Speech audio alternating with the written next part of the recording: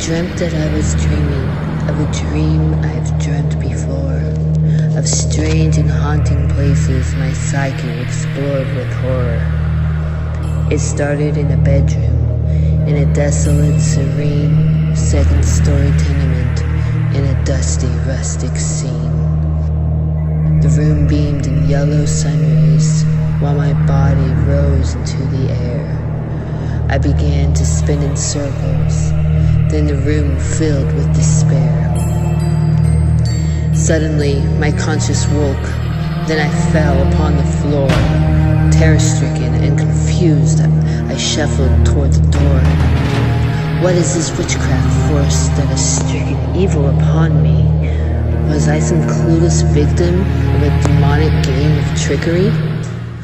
Staring down the hallway, I sensed a ghostly specter from the chasm of dark shadows with a tainted stench of sulfur.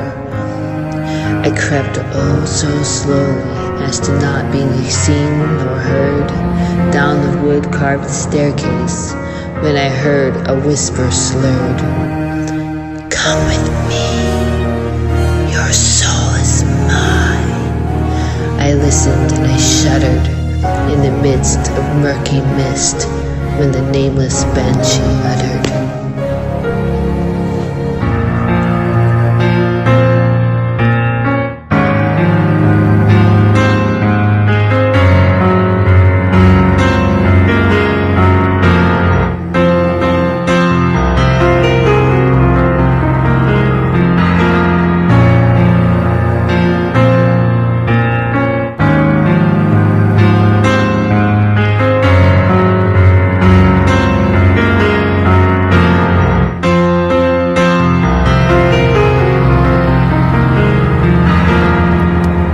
I stepped onto the sidewalk and gazed into the sky when I saw a blackened fog and watched black figures fly.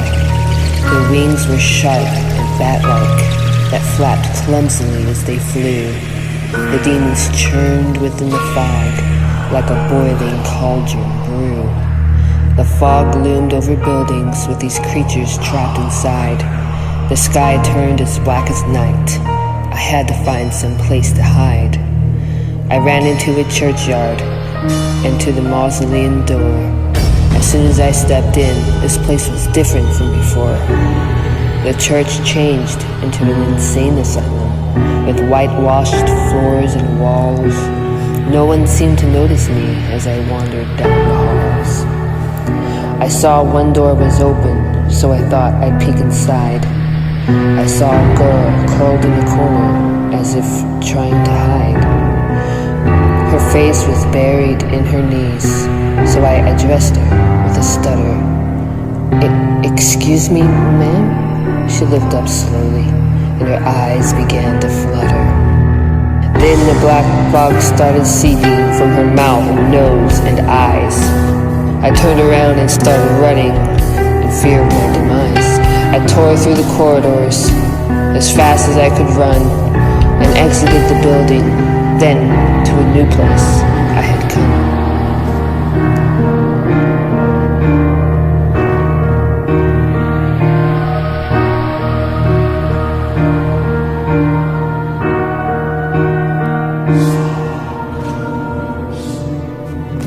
Now into a field of grass I stood.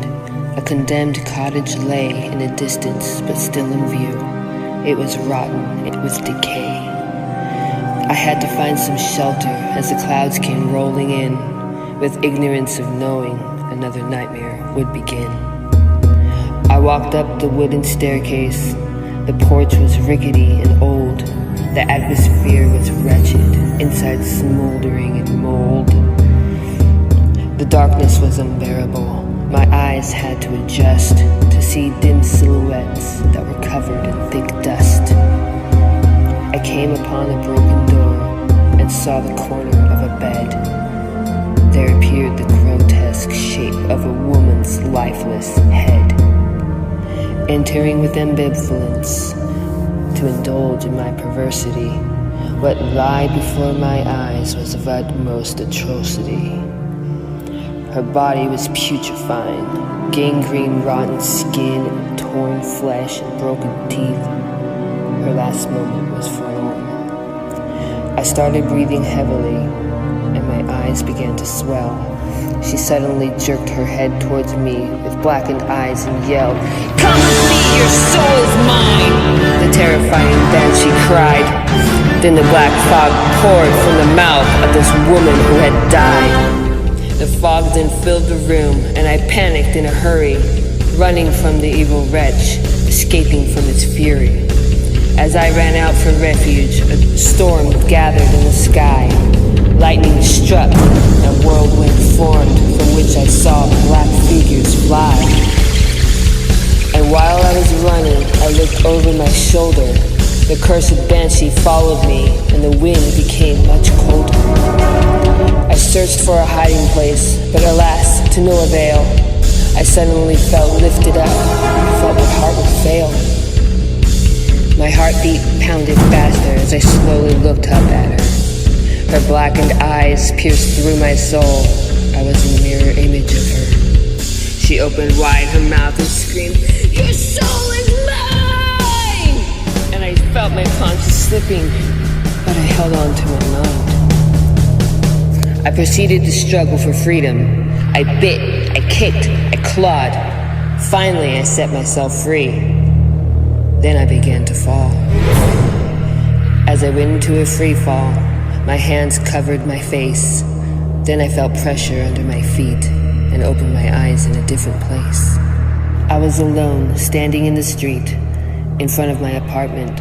It took a moment for me to grasp this fairy tale enchantment. I walked into the foyer where I saw my landlord stand. He was twisted and contorted. Then he reached for my hand. I ran away up the stairs and stumbled as I screamed. I saw my brother with a knife, cutting out his heart, it seemed. I let out another scream as I watched my brother bleed. My heart sunk, but I moved on to try and stop this evil deed. I locked the door behind me as I rushed into my room. I frantically searched for my Bible to find salvation from this doom. I discovered it was missing from the drawer of my dresser. Then the black fog filled the room. There, once again, was my oppressor. "Come with me, your soul is mine," she repeated to me yet again. This was it, my time had come. Let the charade come to an end. My heart pounded in my chest. My eyes widened, my throat tightened. I backed into the corner. I was done being frightened.